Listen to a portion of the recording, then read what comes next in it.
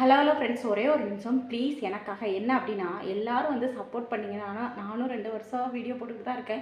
எப்படியாவது இதில் சாதிச்சுருவோம் அப்படின்னு நினச்சிட்டே இருந்தேன். ஆனால் முடியல ஃப்ரெண்ட்ஸ், ரொம்ப கஷ்டமாயிடுச்சு. இதில் வந்து 2 வருஷம் ஆகப்போகுது. இன்ன வரைக்கும் டாலரும் இன்க்ரீஸ் ஆகலை, வீடியோஸும் வந்து வியூஸ் போக மாட்டேங்குது. சரி என்னடா பண்ணுறது அப்படின்னு சொல்லிட்டு தான் ஒரு ஒர்க்குக்காக ஜாயின் பண்ணேன். அதாவது லைப்ரரி தான்.